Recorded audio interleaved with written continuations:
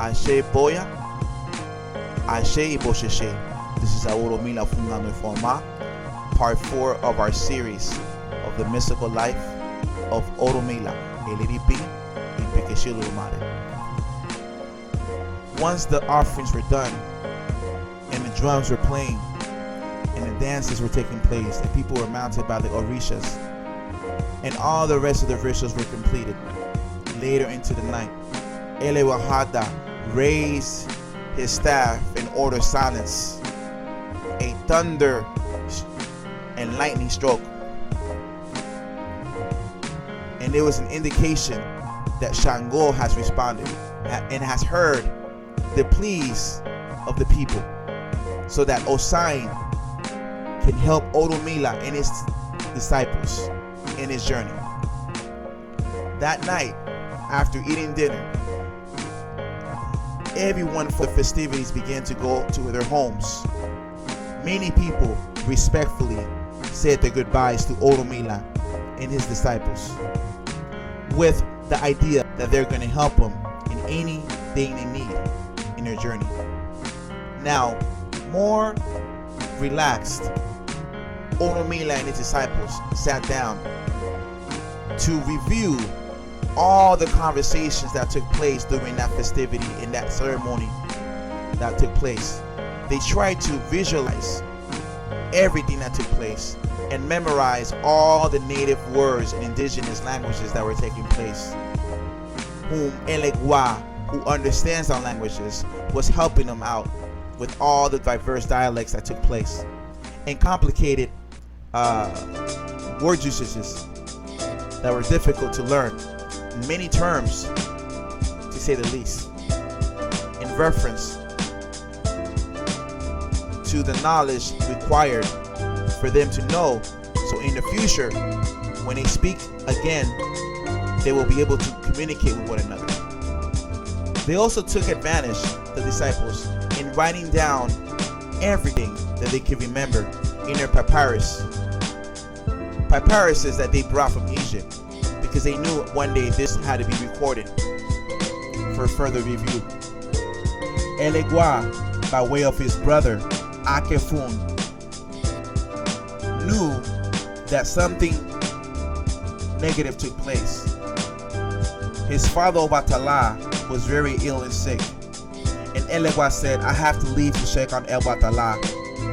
I will be able to come back to help you guys out as soon as Obatala's health improves. Before leaving, he told Oromila, I have the way he must walk to find a place known as Igbo Bere. Igbo Bere was named after the mother of Osain, the herbologist. Just like Elewehada has counseled him before, this woman was the only woman whom Osain trusts, and it's the woman he must communicate with, so that he's able to convince Osain to help him, because something occurred between Shango and Osain. There is a small war that took place. Then later, Shango sincerely showed a concern for Osain after the initial war that took place between him and Osain, and wanted to be pardoned. This superior deity comprehended what Shango wanted, and Osain's mother loved Shango as if he was his own son as well.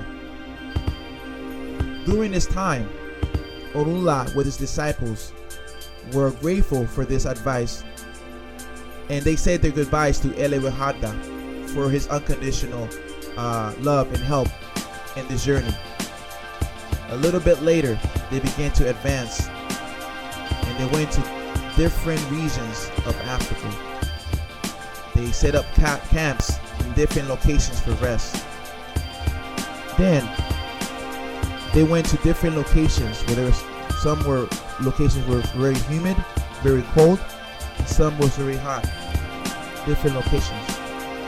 The following day, they arrived to the town named after Osai's mother, Igbo. Content with this, they observed her, and she was an elder with a noble appearance. They had the fortune to go to a location in that town called Igbo, known as Agbo Ishokun. Agbo Ishokun also was a person who was a nomad who lived with a group of 10 people. They were from a place known as Ilesha, and they had a brother whose name was Ogun, the King Ogun. Agbo Ishokun has been to very diverse territories and dominated many different languages and tongues, and helped Oromila so that Osai's mother could receive him openly.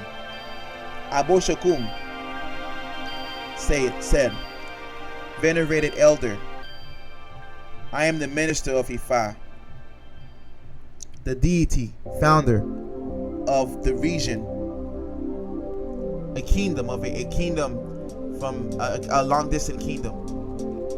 With difficult circumstances, I have had to arrive here together with my 4 disciples in a long path unto reaching different towns and villages with different dialects, customs. We have suffered due to our ignorance and punishment of your son Osai. We desire to give him our respects and ask him to forgive us with the intention that we can gain his friendship. We say this with a lot of sincerity. We come here with the consent of the god Shango, the king of thunder and lightning, whom we dedicate by way of help from many different people.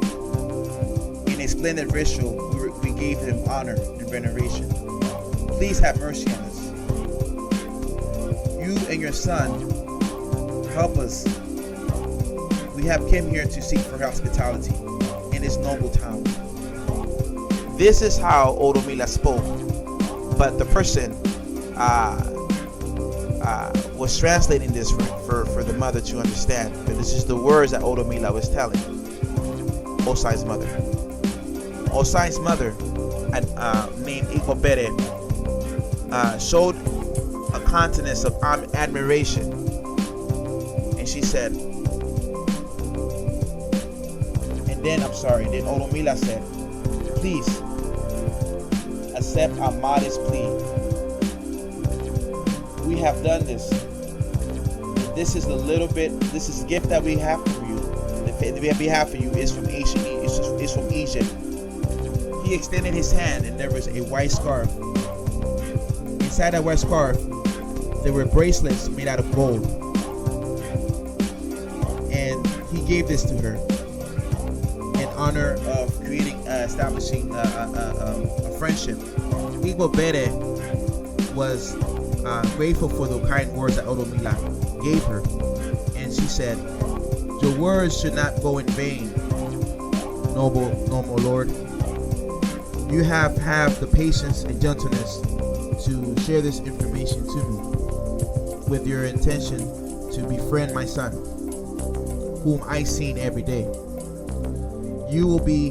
I will persuade him so that he will be more favorable with you. I ask that you drink of these juices, these drinks that they prepared from the palm trees, so they could quench their thirst, because they came from a long journey."